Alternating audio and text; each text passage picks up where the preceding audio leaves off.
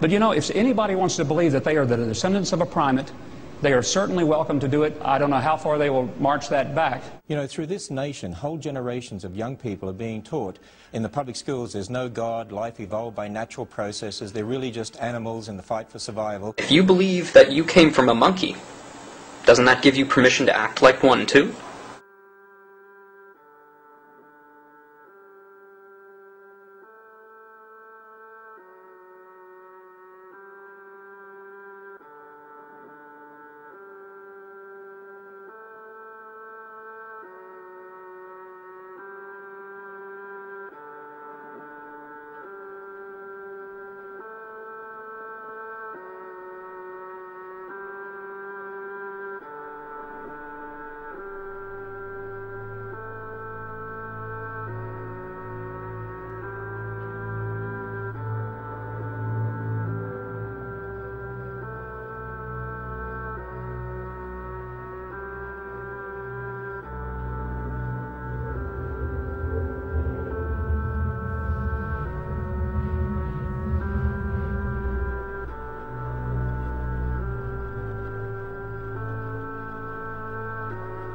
If you believe that you came from a monkey, doesn't that give you permission to act like one too?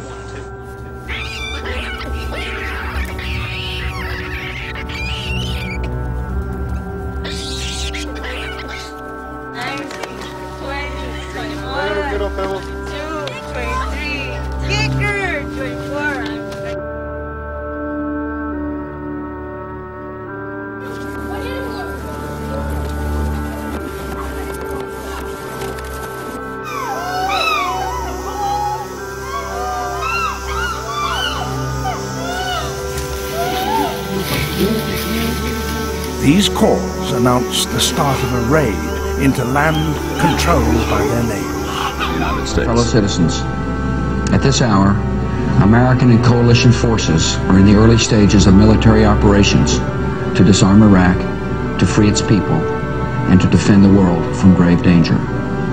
On my orders, coalition forces have begun striking selected targets of military importance to undermine Saddam Hussein's ability to wage war. Командиры контрработников, партизаны и партизанки, будьте же достойны этой миссии.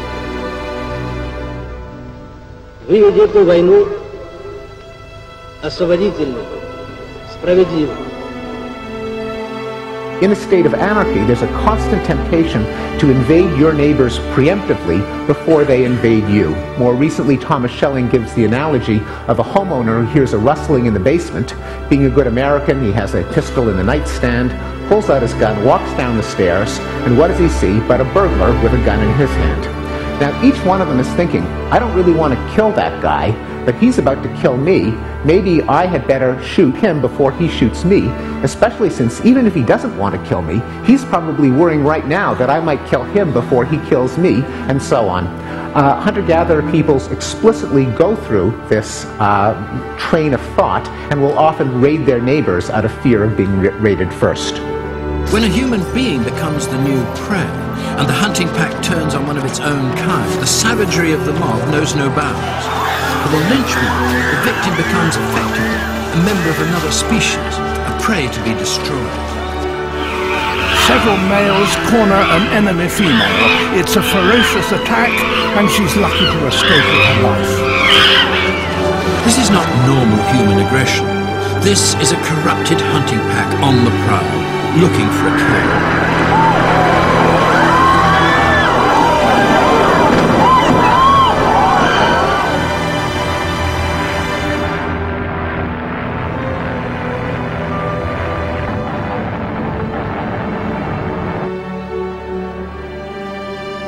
If you believe that you came from a monkey, doesn't that give you permission to act like one too?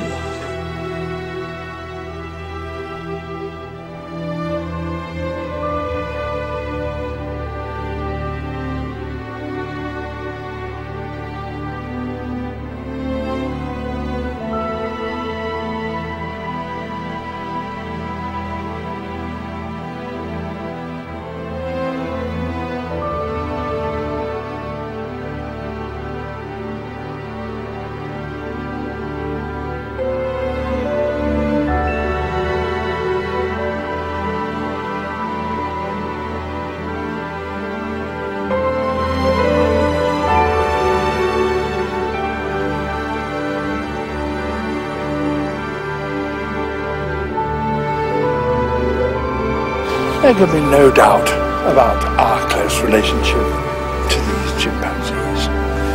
Our bodies are so similar. The proportions of our limbs or our faces may differ, but otherwise we are very, very similar.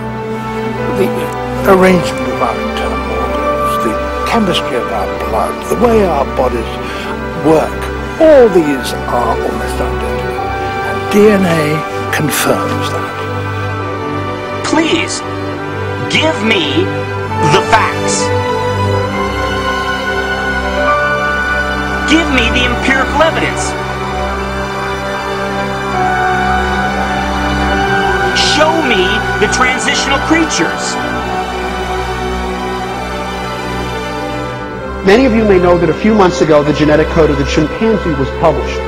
Therefore, we can compare our genome to these primate relatives. What do we find? You all know that evolution argues that we share a common ancestry with the great apes. Well, if that's true, there should be genetic similarities, and in fact there are. But there's something that's really interesting, and that is we have 2 fewer chromosomes than the other great apes. We have 46, they all have 48. That's very interesting. What must have happened is that 1 pair of chromosomes must have gotten fused. So we should be able to look at our genome and discover that 1 of our chromosomes resulted from the fusion of 2 primate chromosomes. So how would we find it? Chromosomes have nifty little markers. They have markers called centromeres, which are DNA sequences that are used to separate them during mitosis, and they have cool little DNA sequences on the end called telomeres. What would happen if a pair of chromosomes got fused? Well, what would happen is the fusion would put telomeres where they don't belong, in the center of the chromosome, and the resulting fused chromosome should actually have 2 centromeres.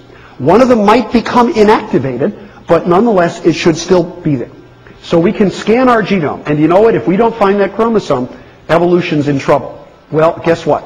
It's chromosome number 2. Our chromosome number 2 was formed by the fusion of 2 primate chromosomes.